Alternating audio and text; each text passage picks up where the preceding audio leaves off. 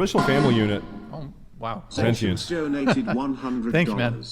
No, you bobblehead. Women must objectify themselves first before any man can. I would say take accountability, but I doubt you would understand, let alone spell the word. It's called morals. Try and learn some before you start objectifying yourself. Just one thought on what Zentience just said when it comes to objectification. What is it? Objectify? There's been a lot of talk from feminists, and there's a criticism of men, how they have a tendency to objectify women, and there's this sexualization and objectification.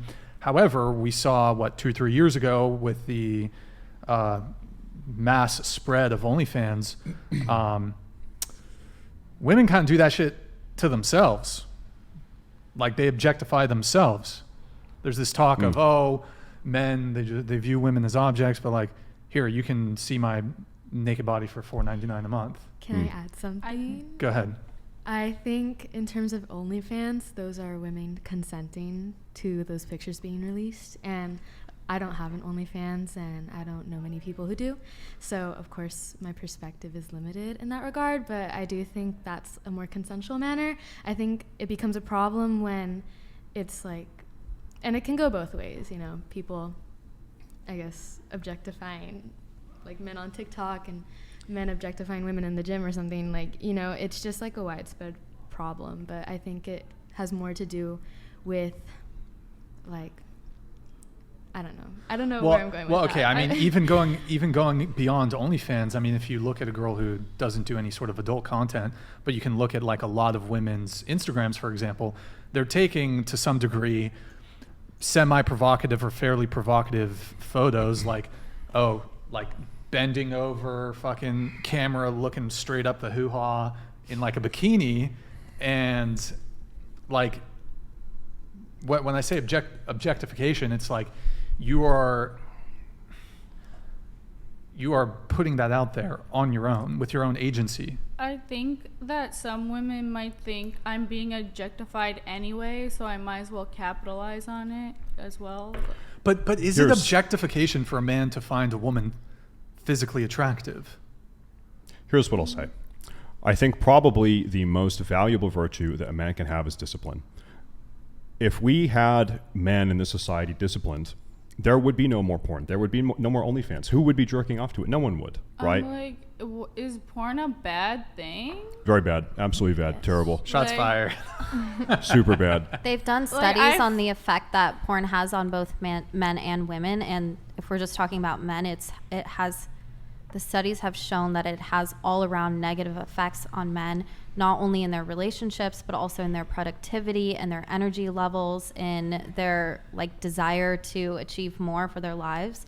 The more that there's a direct correlation for how much men are consuming porn and how, I guess, stagnant their life is, and because of the dopamine increase that they get when they watch porn, it makes it harder to get that dopamine in other places. So they'll feel less satisfied in their work. They'll feel less satisfied in their partner. I've seen those studies, actually. I've looked into that. But I would think that it's similar to other things in life that give you dopamine, like your phone or candy, that it's needs to be regulated.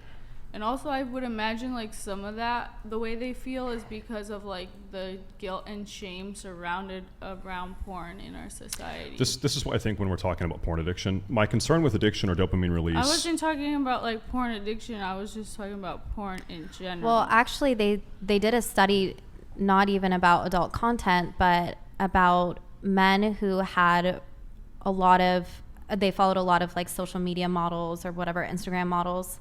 On social media, they said they did a study that they were less attracted to their partner in real life. The more there was direct correlation for how many Instagram models they followed, how much they're scrolling, how much time they're spending on their phone looking at these women, and how attracted they felt to their partner or people they were meeting in real life. That's so true. By the way, I'm not here defending porn or anything. I'm kind of just playing devil's advocate and throwing into different perspectives and trying to understand how people feel about it, because I'm just so closely related to that industry as well.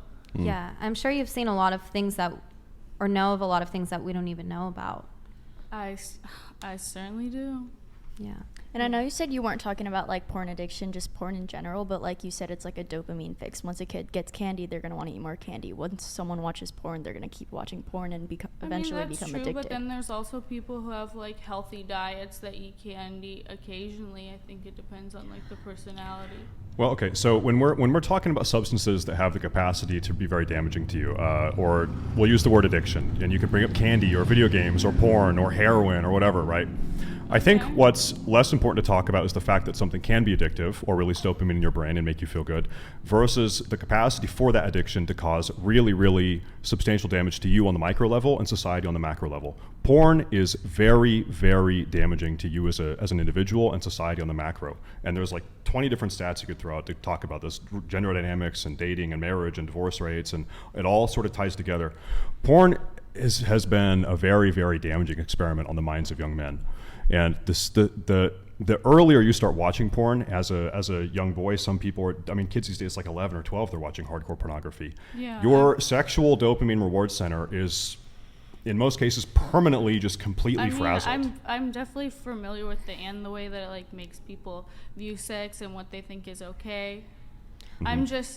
I'm curious, like, do you think society could exist without that, or is it just like something that you feel like is like deemed to be created no matter what? Well, I think there'll always be porn to some degree. This is what I'll tell young men, though, is that, you know, blaming promiscuous women for the downfall of society is not going to get you anywhere. What will fix society and fix young men and the men's mental health crisis is men adopting discipline and stopping consuming this content. Well, you need to harms stop. women. Like, we can't talk about this and not say that it doesn't harm women. The industry harms women. Another thing is like the way that the porn industry functions, like laws that are related to that, also like I feel like affect people who are in it, what is put out there, what's allowed. Okay, just going back to what you were saying, Matt. You're saying that it's a lack of male leadership which is ultimately to blame. Let me ask you a question, though. I'd say a lack of male discipline. Okay. Well, it's men's inability to say no to things that make them feel good in the moment. Such as casual sex? Yeah, promiscuous sex. One of the biggest problems I have with the red pill community is this hand waving of male promiscuity. It's this admonishment of female promiscuity and then hand waving of male promiscuity. It's equally as bad. Let's be honest. It's terrible. Well, I think the difference is that there are more promiscuous. Jesus, people need to fix their brakes. Fuck. Okay. It's a bus. Okay.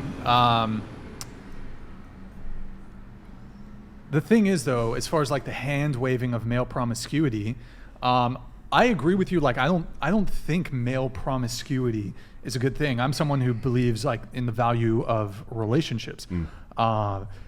The thing is, though, is that I think there are more promiscuous women than there are promiscuous men.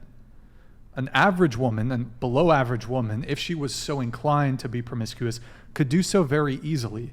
I'm not so you could say the same thing about a below average man. This is what I would say. I would include pornographic addiction in male promiscuity. Is that fair? Do you think that's true? Well, I mean, because those men are being fulfilled and satiated in just the same way, and as a result of that pornographic addiction, and they're watching porn every single day, sometimes multiple times a day, they're opting out of pursuing real life women and bettering themselves in the pursuit of pursuing real life women. Sure.